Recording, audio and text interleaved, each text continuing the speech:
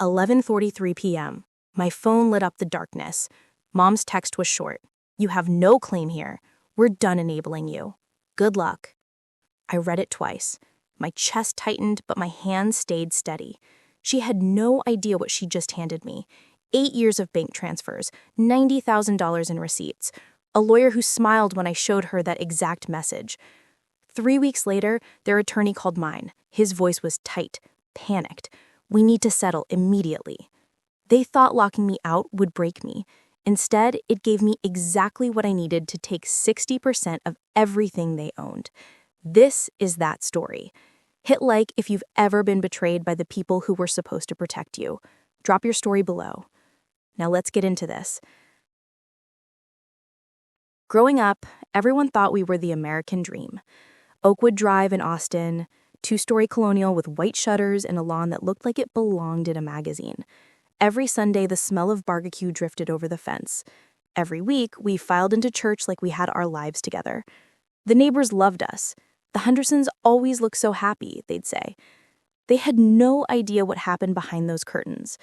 I'm Ariana, 32 now, but this story starts way earlier. My mother, Elizabeth, ran the house like a kingdom. Everything perfect on the outside, rotting underneath. My father, Robert, just nodded along, too weak to say no to her or face his own mistakes. Then there was Brianna, my younger sister, the pretty one, the one who never had to fix anything or pay for anything. I wasn't raised to be a daughter. I was raised to be a solution. At 16, I was in the garage with Dad installing kitchen cabinets because hiring someone cost too much. At 19, Mom asked for $800 for property taxes. "Just temporary, sweetie. We'll pay you back next month." I never saw that money again. 22, the roof was leaking, $4,200, just until Robert's bonus comes through. The bonus went to Brianna's spring break trip. Mom had this phrase she loved: "Family takes care of family, Ariana. We don't keep score." But I started noticing the score anyway. Brianna got a car at 18, brand new Honda, paid in full. I bought my first car at 24 with money I'd saved between covering their bills. They paid her sorority dues, her rent during college, her credit card when she maxed it out shopping. My birthdays were dinner at home with a cake from the grocery store.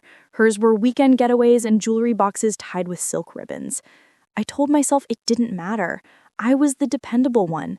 That was my role. But dependable is just another word for used. By the time I turned 30, I'd handed over $90,000. Mortgage payments when they claimed they were struggling, $52,000 across 8 years. Home renovations they promised to reimburse, $28,000 for a new HVAC system, a bathroom remodel, a fence they wanted to impress the neighbors. Emergency loans for medical bills and car repairs that never actually got fixed, another $10,000.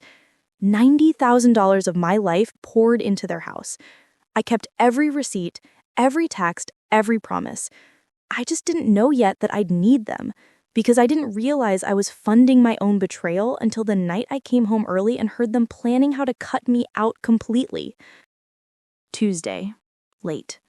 I'd wrapped up a conference in Dallas a day early and drove straight home. The house was dark except for the dining room. I heard voices before I reached the door. I stopped in the hallway. "When we sell this place, it'll just be the 4 of us splitting it." Mom's voice. Calm, certain. Ariana contributed, sure, but those were gifts. My stomach dropped. Dad laughed. "She's too soft to question it. Always has been." Silence. Then Brianna, quieter, hesitant. "But she paid for so much. Doesn't she deserve something?" "Deserve?" Mom's voice went sharp. "She got to live here rent-free for years. That's what she got." I stood frozen. My heart slammed against my ribs. My hands started shaking. They were selling the house I'd poured $90,000 into, and I wasn't getting a dime? I didn't walk in. I didn't scream. I turned around, walked to my bedroom, and closed the door without a sound. Then I sat down and got to work. I didn't sleep that night. I did something better. I started documenting every bank transfer, Venmo, Zelle, wire payments. I screenshotted all of it. Then I searched my texts. There it was. "Just need $2,500 for the water heater. We'll pay you back next month." Another one. Can you cover the mortgage this time? We're a little short. I pulled emails, payment confirmations for contractors I'd hired, receipts from Home Depot with my card number. I even found old voice memos where Dad thanked me for the loan and promised he'd make it right. Then I checked something I hadn't looked at in months, their joint account statement.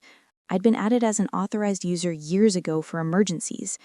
$87,000. I stared at the screen.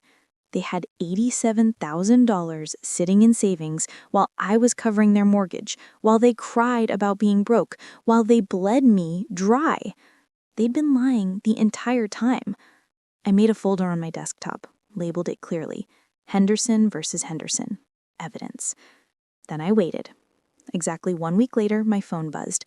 11:43 p.m., Thursday. The text was from Mom. Ariana, your father and I have decided it's time you find your own place. You have no claim here. We're done enabling you. The locks will be changed this weekend. Good luck, Mom. I read it 3 times. Then I smiled. I screenshotted it immediately, didn't reply, didn't call. I just opened my laptop, added the screenshot to my evidence folder, and started searching for family law attorneys in Austin. By 7 a.m., I had an appointment scheduled for that morning. That text was the biggest mistake they ever made, because no claim here became the exact phrase that would destroy them in court. By morning, I wasn't their daughter anymore. I was a plaintiff. The first attorney I met was older, gray suit, tired eyes. He leaned back in his chair and sighed before I even finished talking. Family disputes are messy, he said. Are you sure you want to go nuclear? Maybe you should try working this out privately. I stood up and walked out. The second attorney was different. Rebecca Shapiro, mid-40s, sharp blazer. The second I showed her the text message, she leaned forward. This isn't about emotions, she said. This is about constructive trust. I blinked. What's that? If you contributed money with the expectation of ownership or reimbursement, and they accepted that money under those terms, you have legal standing. She topped the text on my phone, and this is evidence of unjust enrichment, possibly financial exploitation. My chest tightened. Can we win? She looked me dead in the eye. If you have proof, yes. I had proof. Our strategy was clear. Prove the financial contributions, establish I expected reimbursement or partial ownership, demonstrate they had the capacity to pay me back but chose not to, and show malicious intent through that text message. Rebecca smiled. Let's bury them in paper. For 4 weeks, I worked my day job and built my case by night. 312 bank transactions, every single one saved, categorized, dated. $90,000 laid out in black and white. 47 text messages where they used words like borrow, pay back, just temporarily. I highlighted each one. Invoices from contractors, all with my name as the payer. Receipts from Home Depot where I'd bought materials myself. Then I found the email from Mom 2 years ago. Of course you'll be taken care of when we sell, sweetheart. You've done so much for us. I printed it, added it to the file. Rebecca ran a comparison. Brianna had received $43,000 in direct gifts over the same period. Car, rent, credit card bailouts. Ariana, 0. We pulled the property deed. They'd bought the house in 2010 for $285,000. Current value, $520,000. My contributions, $90,000. Roughly 32% of what they'd originally paid. Rebecca's eyes gleamed. This is airtight. Saturday morning, I drove to the house, brought a friend as a witness. I tried my key. It didn't turn. I rang the doorbell. Mom answered, arms crossed, that smug look on her face. You got the message, she said. This is our house. I stayed calm, looked her right in the eye. Actually, Mom, I think a judge will disagree. You'll be hearing from my attorney. She laughed. Actually laughed. Good luck with that. I turned and walked away. She had no idea I'd already filed the claim that morning. The papers were being served Monday. 72 hours later, their lawyer made a phone call that would change everything. The mediation was scheduled for 9 a.m. on a Wednesday. I arrived 20 minutes early. Downtown Austin, 14th floor, glass walls, overlooking the city. I wore a navy blazer, hair pulled back, folder tucked under my arm. I was ready. My parents arrived 10 minutes late, Mom in pearls and her church clothes, playing the part of the wounded mother. Dad in wrinkled khakis, jaw tight. Brianna came in separately, wouldn't look at me. The mediator, James Franklin, gestured for us to sit. Across from me sat their attorney, Douglas Freeman, 60s, expensive suit, but his face told me everything. He looked uncomfortable. Mom tried first, that fake Smeat voice she used on church ladies. Ariana, honey, this is so unnecessary. We can talk about this. I didn't blink. We did talk. You changed the locks. Dad leaned forward. We gave you a home for years. Rebecca cut him off. Let's begin with the evidence. For 40 minutes, my attorney laid out every receipt, every text, every lie.